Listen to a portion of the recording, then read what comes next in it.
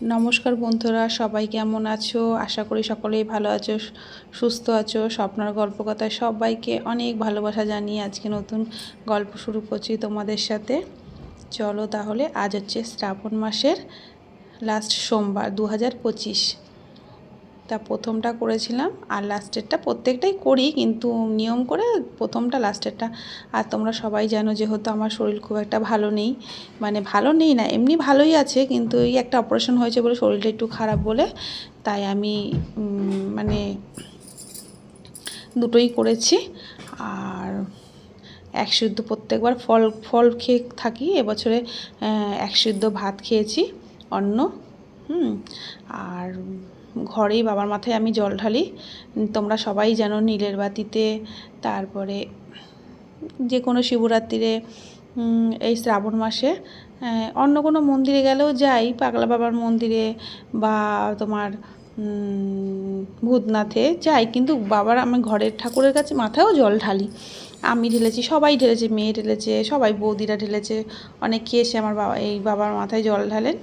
যাই হোক, আমি বসে একটু শান্তি মতন সুন্দরভাবে মন ভরে অনেক দিন পর বাবাকে একটু জল ঢাললাম, একটু পুজো করলাম, মানে অনেক শান্তি লাগে এটা করতে পারলে।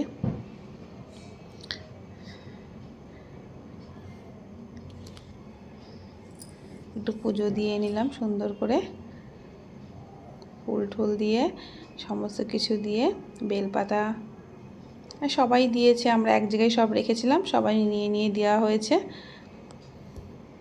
আমাদের সিংহাসনটা কেমন লাগছে তোমরা জানিও কিন্তু। শ্রাবণ মাসের লাস্ট সোমবারের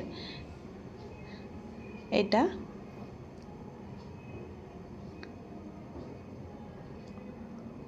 এই শিবলিঙ্গটা আমি কাশী থেকে এনেছিলাম, এই শ্রাবণ মাসেই বাবাকে প্রতিষ্ঠা করে পেতেছিলাম আমার ঘরে।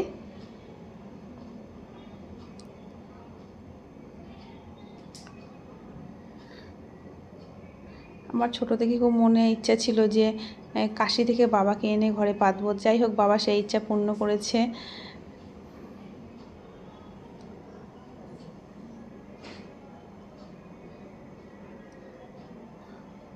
সুন্দর মতন মন ভরে ঘরের ঠাকুরকে দিয়ে নিলাম।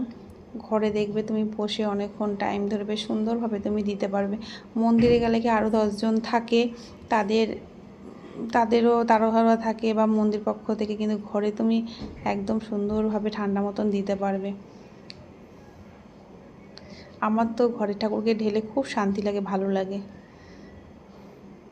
আর যদিও আমি বাইরে মন্দিরে কোনো জায়গায় এখন যাচ্ছিও না, এবারে ঘরেই ছিলাম পুরো শ্রাবণ মাস, কোনো মন্দিরে যাইনি আমি। আর যে শাড়িটা পরে রয়েছি, এই শাড়িটা আমার উপহার পাওয়া, মানে আমাকে এক দাদা দিয়েছে। দাদা বলতে মানে আমাদের যে পুজো করেন ব্রাহ্মণ মশাই,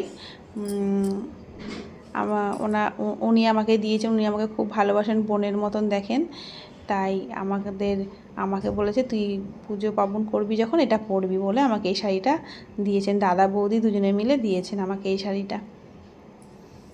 তাই উনি মানে দাদা আর বৌদি দুজনেই খুশি হবে বলে আমি ভাবলাম তাহলে একটা পুজো উপলক্ষে পরা যাক, শ্রাবণ মাসে সোমবার করলাম, তাই দাদাদের দেওয়া এই শাড়িটা আমি পরেছি।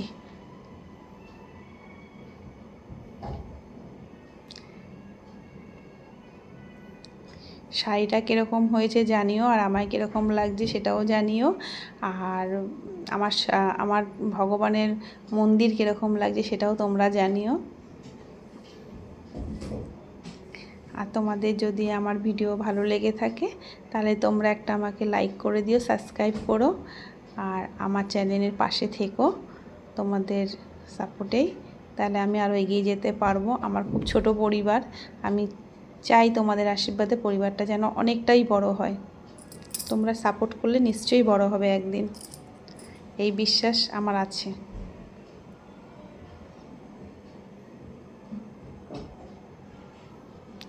আর আমার মতন কারা কারা লাস্ট সোমবার করেছো তারাও কমেন্ট করে জানিও। জানি অনেকেই করেছো লাস্ট সোমবার, অনেকে তো 4টে সোমবারই করে, কোনো বার 5টাও পড়ে। আগে করতাম, কিন্তু এখন আর শরীরটা দিচ্ছে না বলে ফার্স্টেরটা করেছি আর লাস্টেরটা করলাম। কিন্তু মনটা খুব ভালো লাগলো উপোসটা করে, শান্তি লাগে, খুব ভীষণ শান্তি লাগে। আর দেখবে যেই কাজটা করে তোমার শান্তি লাগবে সেটা করেও তোমার আনন্দ পাবে। আর যেই মানে জোর করে কোনো কিছু হয় না, এটা অন্তরের একটা ব্যাপার। তারপরে আমি আমার গুরুদেবের নাম নিয়ে নিলাম, পুজো হয়ে গেছে, কমপ্লিট সব।